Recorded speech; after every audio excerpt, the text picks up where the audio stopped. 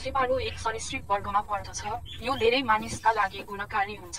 यसको रगत चिसो हुन्छ, त्यसैले पानीमा जाँदैन। यसका हात खुट्टा हुन्छन्। यसलाई मेरुदण्डीय जीव भन्दा पनि हुन्छ। छेपारोहरू मध्य प्रायको छेपारोहरू हात-खुट्टाहरू नभएका पनि हुन्छन्। यी प्राय मांसाहारी हुन्छन्। सरीसृप तथ्याङ्क द रिप्टाइल डाटाबेस 2020 को नम्बर अनुसार विश्वमा 6,974 प्रजातिका छेपारोहरू पत्ता लागिसकेको छ। ती छेपारोहरू मध्ये 72 प्रजातिका छेपारोहरू लोप भइसकेको अनुमान गर्न सकिन्छ।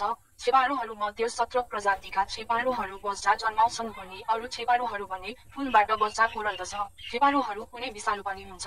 तथ्याङ्कका अनुसार विषालु छेपारोहरू 10 प्रजातिका रहेका छन्। कुनै छेपारोहरूले मौसम अनुसार अण्डा पार्ने र बच्चा जन्माउने काम गर्दछन्, जसलाई साइफन इक्वालिस भनिन्छ। यसले गर्मी ठाउँ वा मौसममा अण्डा पार्ने र चिसो क्षेत्र वा चिसो ठाउँमा बच्चा जन्माउँछ। तर एकै ठाउँमा बच्चा जन्माउने र अण्डा पार्ने छेपारो पनि पत्ता लागिसकेको छ। छेपारो विभिन्न प्रजातिका हुन्छन् र तिनको आकार पनि प्रजाति अनुसार बेग्लै हुने गर्छ। छेपारो साना र ठुला हुने गर्दछन्। सबैभन्दा सानो छेपारो 100 मिलिग्राम ओजनको हुन्छ र आधा इन्च लामो हुन्छ। त्यस छेपारोको नाम रुकेसिया माइक्रा हो। त्यसले सबैभन्दा ठुलो छेपारो कोमोडो ड्रागन हो, जुन 3 मिटर लामो हुन्छ। कोमोडो ड्रागन 136 किलोग्रामसम्म तौल भएको हुन्छ। छेपारोको पनि आफ्नै निश्चित क्षेत्र हुन्छ। प्रजनन गर्नको लागि भाले छेपारो बीच लडाईँ हुन्छ। भाले छेपारोले आफ्नो शरीर सुन्दर, रङ्गीन बनाउँछ र पोथी छेपारोलाई प्रजननको लागि आकर्षक बनाउँछ।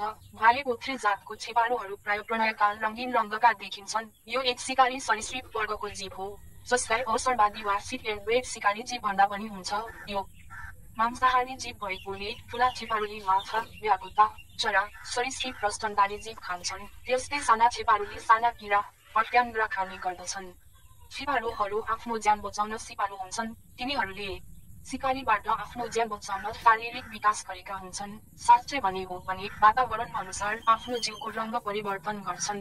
त्यसले शरीरमा विष उत्पादन गर्छन्। त्यसले दुश्मनले पुछारमा समयमा पुच्छर त्याग्ने र त्यो पुच्छर फेरि पलाउने गर्दछ। पुच्छर त्याग्ने प्रक्रिया सबै छेपारोले गर्न सक्दैन। उसले पुच्छर त्यागेर आफ्नो ज्यान बचाउँछ। यस्तो छेपारोको क्रियालाई अधिनियम वा अटोटोमी भनिन्छ। छेपारोहरूमा शरीरको रङ बदल्न सक्ने कर्णहरू हुन्छन्, जसलाई क्रोमाटोफाइल्स भनिन्छ। त्यसैले गर्दा हार्मोनको सहायताले आफ्नो शरीरको रङ बदल्न सक्छन्। यस्तो छेपारोको प्रक्रियालाई केमोफ्लेज भनिन्छ। केही छेपारोहरू आफ्नो जिउ फुलाएर डरलाग्दो बन्न जानेका हुन्छन्। छेपारोको छाला एक केराटिन नामको एक प्रकारको प्रोटिनले बनेको एक स्केलले ढाकेको हुन्छ। त्यसले चोटपटक लाग्नु र उसको शरीरमा पानीको मात्रालाई कम हुन दिँदैन। छेपारोहरूमा आफ्ना बच्चाको लागि अभिभावक बन्दैनन्। जब पोथी छेपारोले फुल पार्छ त्यसपछि उसको काम सकिन्छ। उसले जमिनमा खाल्डो खन्ने र फुल पार्ने गर्छ र फोडिदिन्छ। त्यसपछि छेपारोको बच्चा आफै कोरलिन्छ, साथै आफै हुर्कनु पर्ने हुन्छ, किनकि पोथी छेपारो अण्डा पार्ने काम गरेपछि उसले अण्डा र बच्चाको वासना गर्दैन। छेपारोको बच्चाले आफ्नो ज्यान अण्डाबाट कोरलिने काम र त्यसपछि आफ्नो ज्यान बाध्यतावश आफै हुर्कनु पर्ने बाध्यता हुन्छ। पोथी छेपारोले बच्चाको ख्याल गर्दैन। छेपारोले बच्चा उत्पाद गर्ने अनौठो गुण हुन्छ। यिनीहरूको लिङ्ग भने तापक्रमले छुट्याउँछ। जब तापक्रम 25 डिग्री 27 डिग्री सेल्सियस बीचमा हुन्छ त्यसबेला छेपारोको पोथीहरू धेरै जन्मन्छन्। त्यस्तै तापक्रम 30 देखि 35 डिग्री सेल्सियस बीचमा हुन्छ त्यसबेला भाले छेपारोहरू धेरै जन्मन्छ। तापक्रम 37 डिग्री सेल्सियस भन्दा बढी भएमा पुन बिग्रिन्छ। नेपालमा पाइने छेपारोहरू मध्ये गेको वा भित्ती समूह बाहेक अरू छेपारोहरूले ढकने जिम प्याउन सक्छन्। छेपारोहरू बच्चा जन्माउने प्रजातिका पनि हुन्छ। यी मध्ये नेप्टेयो छेपारो, जसलाई फ्रानोसिफालस थियो भाल्नी भनिन्छ। टिलिया भाने मुन्ड्रो, जसलाई स्फेनोमोफोर्स भनिन्छ। इमन्दी भाने मुन्ड्रो, जसलाई एसिम्बोलिफारोस ल्याडासेसिस भनिन्छ। यी बाहेक सबै छेपारोले फुल पार्दछन्।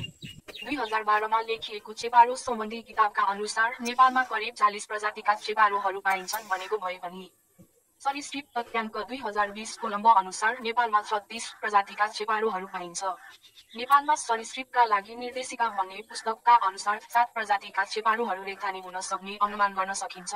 तीमध्ये सिताना फुल्का, सिताना स्नेकी, पाइट्रोडक्टाइल्स मार्कुस कुम्भई वा धर्के भित्ती, लाइगोसोमा पोन्टाटम, हेमिडक्टाइलस बौरिङ्गी, पाइट्रोडक्टाइलस नेपालेन्सिस, एसिम्बोलिफारस महाभारत आदि नेपाली रेखानी हुन।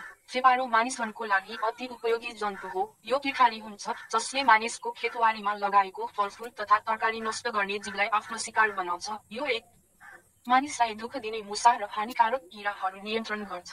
चेपारोले कीटनाशक विषादी छर्कन्छ र बालिनाले कीराबाट जोगिन्छ। जीव सशस्त्रका अनुसार 2% चेपारोहरू शाकाहारी हुन्छन्। यिनीहरू परागसेचन क्रिया र बिउ वितरण गर्ने गर्दछन् र वनस्पतिलाई जोगाउँछ। विषालु चेपारोको विषबाट धेरै रोगको औषधि पनि बनाउन सकिन्छ। जस्तै गिरा मोन्स्टरको विषबाट मधुमेह र अल्जाइमर औषधि बनाउन सकिन्छ। त्यस्तै नेपालमा पाइने गेको प्रजातिको चेपारोबाट मधुमेह, एड्स, क्यान्सर जस्ता रोगको औषधि बनाउन सकिन्छ। चेपारो पृथ्वीमा डाइनोसोरका पालादेखि बसोबास गर्दै आएका जीव हुन। खास गरेर भन्ने हो भने चेपारो मानिसको जीवनको लागि अपरिहार्य जीव भएकोले गर्दा नै प्रत्येक वर्ष अगस्त 14 तारिखका दिन चेपारो दिवस मनाउने गरेको छ।